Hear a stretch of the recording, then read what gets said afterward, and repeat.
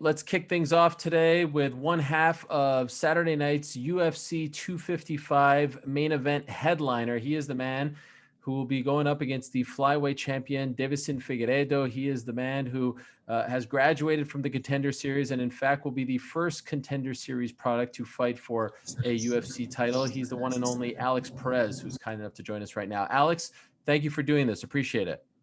No worries, man. Thanks for having me. It's good to talk to you. And I say this with the utmost respect.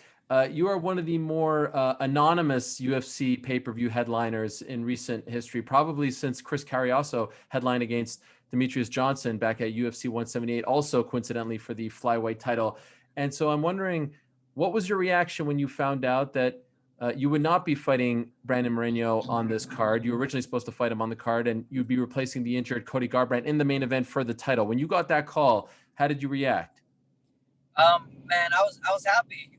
I felt like I deserved the title shot after I beat Flamingo, and I was a little bummed that they gave it to Cody, but that's part of life. I kind of just took it on the chin, kept going. I beat Moreno. I'm in next, so kind of took it like that. And when I got the call, I felt I got what I deserved. It's interesting because I saw when Deiveson beat Joseph Benavidez for the second time in July. You put something up on your social media saying that, come fall, you're next. You're going to fight him. So it's almost like, I don't know, you had a premonition or something. Did you feel in your heart by the end of this year you'd be fighting for the belt? If not this year, early next year, I'm always in the gym training. So I kind of told the UFC as well. I was like, hey, you guys need a backup. Let me know. I'll jump in no matter what. It doesn't matter if it's on a 3 or 4 week notice. Doesn't matter to me. I'm always ready. And so going back to the Cody thing for a quick second, what did you make of all of that? Because here we are talking about how the flyweight division has been saved and we've got a new champ and a new face and he's very exciting. And yet his first official defense is against a guy going down from 135 and who knows if he was going to stick around.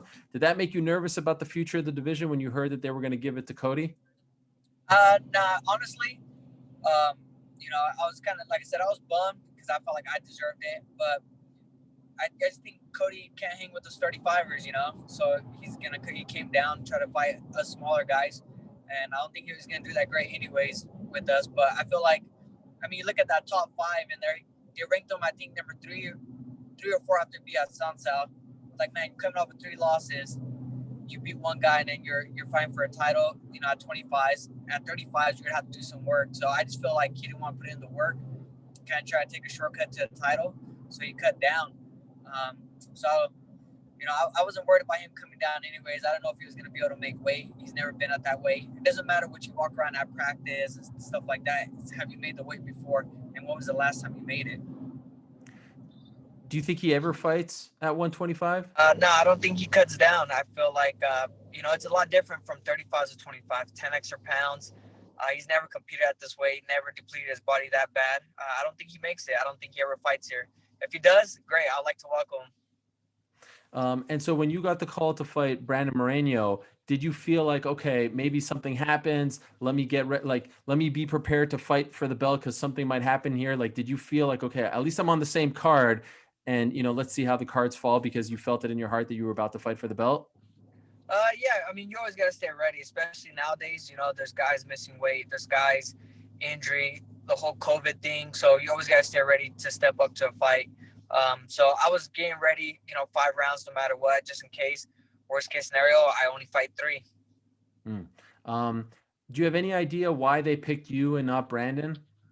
I just think off my last performance, I feel we both fought Flamingo. He went to a decision, which I thought he lost. I felt Jasher got more control time, did a lot more stuff in that fight. But I think I finished the guy he got a decision over. You're as good as your last performance, and I think I finished the guy, and he got a decision on him. At what point, and maybe it was immediately, at what point did it sink in?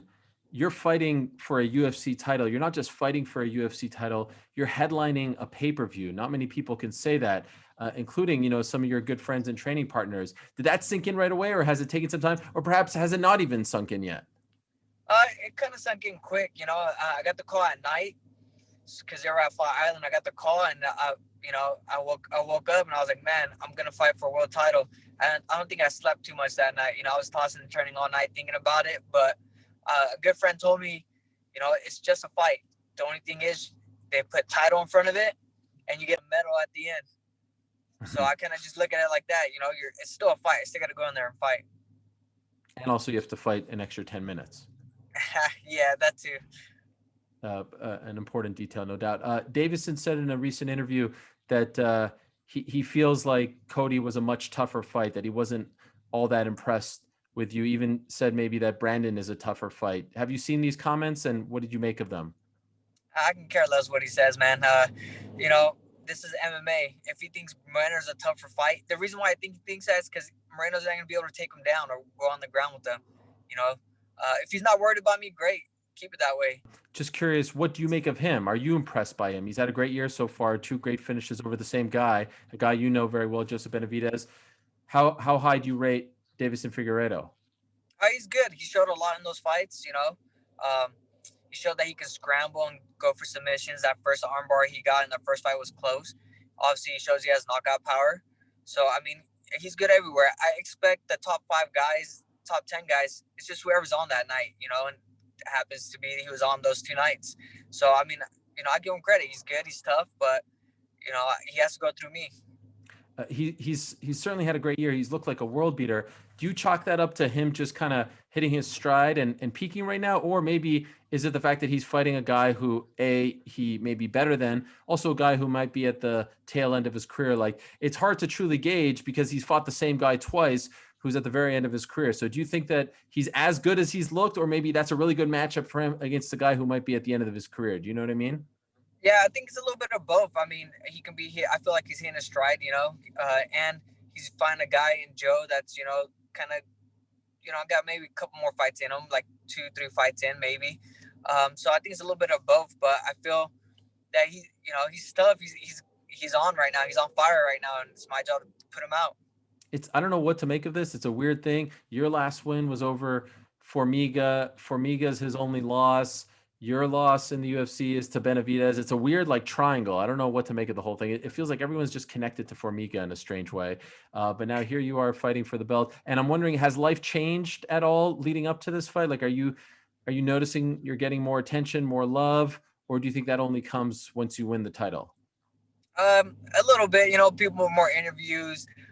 People are on my Instagram a lot more, like Asia's blowing up, but you know, I keep my circle small, and the reason why is because they keep me grounded. You know, they keep me focused and just remind me why I'm doing this, why I'm here, and you know, not to let everything else get to me.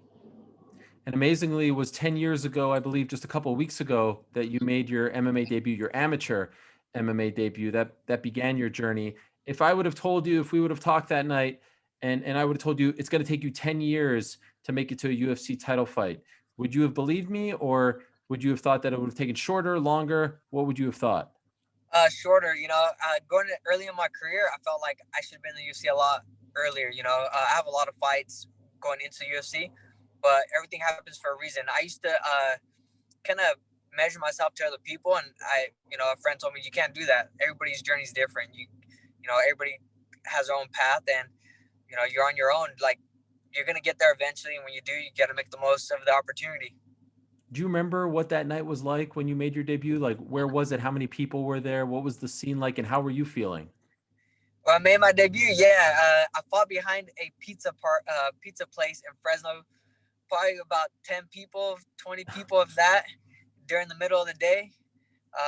It was, you know, nervous. I was nervous, but I loved the competition, and you know, I got hooked right away. You make your way up, and you've bounced around 125, 135. Which weight ultimately do you feel most comfortable at?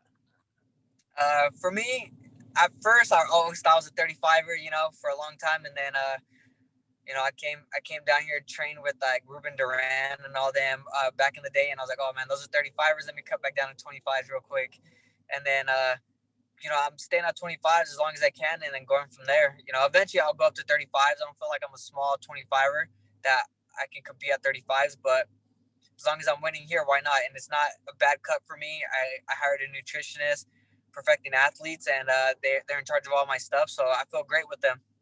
You did have the one mishap on the scale, right? As a 125er? Yeah. What happened there? Yeah. I against Eric Shelton.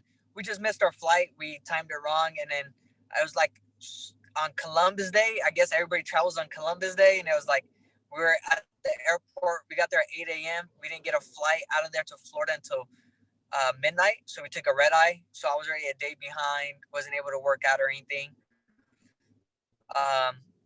And yeah, you know, it was my fault. We showed up late, missed our flight. It always feels like the flyweight division is like kind of in flux in the UFC ever since DJ left. Do you feel like it is finally here to stay? Because even, you know, not that long ago, there was some talk that they might close it down. Of course, when Henry and TJ fought less than 2 years ago, there was talk that they might close it down.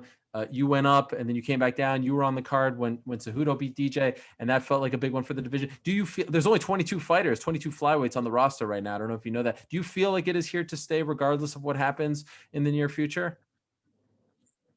Yeah, I feel like we're exciting. You know, I feel like we're some of the most technical guys. We have cardio for days. I feel people like watching us, especially now. You know, they added some new guys in, younger guys, and I feel like we're all exciting. We all bring something different, you know, so I think we're here to stay. Yeah, I mean, just for the record, I think you guys are extremely exciting, but it always feels like there's a referendum on the flyweights anytime you're in the main event or anything like that, which I don't know if it adds any pressure to. Like, do you feel like you have to validate your spot in the main event? Do you have to prove to the UFC brass that they made the right call by putting you guys in there in the headliner? I just got to fight, you know what I mean? That's it. That's all I'm worried about. I'm not worried about anything else. The fight's going to play out the way it's going to play out. You know, they can't really say much because, I mean, I feel like I'm more excited than that Francis Ngannou, Derek Lewis fight for sure. Yes, that was not a very exciting fight, although that wasn't a main event for the record, but I get your point. No doubt about it. What's the key to defeating Deiveson in your opinion? Staying in his face, making him uncomfortable. You know, my style is, I don't back up. My style is being in people's faces. And, you know, obviously, yeah, we know he has power, but hey, we're just going to be aware of it. I just feel like I'm better everywhere. I feel I can take him down. I feel I can stand with them. I feel I'm good on the ground. So my plan is to fight an MMA fight, not just a boxing fight or kickboxing fight, whatever. And by the way, speaking of style, will you show up with a similar style to his on fight? You know, the flashy shirt, the sunglasses, the hair. What do you make of that look? Hey man, it works for him. You know, some people gotta get in the mood, I guess. I don't know. You know, I show up in sweats and a sweater. He shows up like that. It's all good. Yeah, you don't seem like the snazzy shirt, sunglasses, you know, walk into the arena kind of guy. Oh, no, people still give me crap to this day. Like, man, you're making money now. You can buy some clothes. I'm like, man, I wear sweats and I wear shirts and sweaters. That's me. And running shoes. That's about it. I'm pretty simple. Finally, I'm just curious. Have you allowed yourself? By the way, do you have a family or are you a single guy? I'm having my first child in February. I'm having a son. Wow. Congratulations. Wow. Does that, I mean, this is crazy. You're about to fight for the belt for the first time. You're about to have your first child. Has that added to the stakes? Has that made now you're fighting for someone else, right? Has it made it feel even more important? No, I think honestly, it's just, I go out there, do my thing.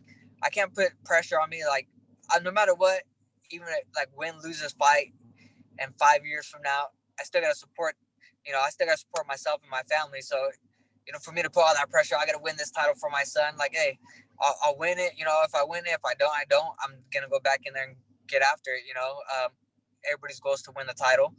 And obviously mine is, it'll be cool to tell my son I was a UFC champion. And, if it doesn't happen, it doesn't happen. I can't control anything else besides, myself. Have you allowed yourself at night when you go to sleep to think about what it would feel like if Dana White put a UFC title around your waist and what that would mean for your legacy and your life? Do you let your mind go there? Oh, yeah. It's good to visualize you winning. Like, I visualize every night, me winning, getting my hand raised. I shadow box. I'm visualizing everything. I'm going for my friends that visualize, the fight. It's always in my head that I am going to be a champion. And in a weird way, talk about familiarity. Here you are in the same building. Who would have thought 3.5 years after you won on Contender Series, fighting for a UFC title on a pay-per-view? You know the apex, right? Like fighting in front of an empty crowd or not even a crowd at the apex. This is all familiar. Probably, I would imagine, reduces some of the stress because this is not like you're in T-Mobile Arena with 20,000 people. You've been here, done that.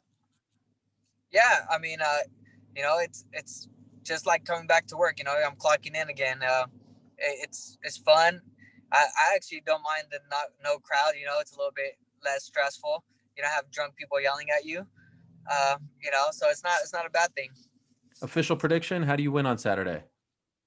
I feel I'm going to finish them in the 4th round. I feel like I can sell them, or I can knock them out in the 4th. I can't wait. Alex, great to meet you. Best of luck on Saturday. Really looking forward to it. Thanks for watching ESPN on YouTube. For live streaming sports and premium content, subscribe to ESPN+.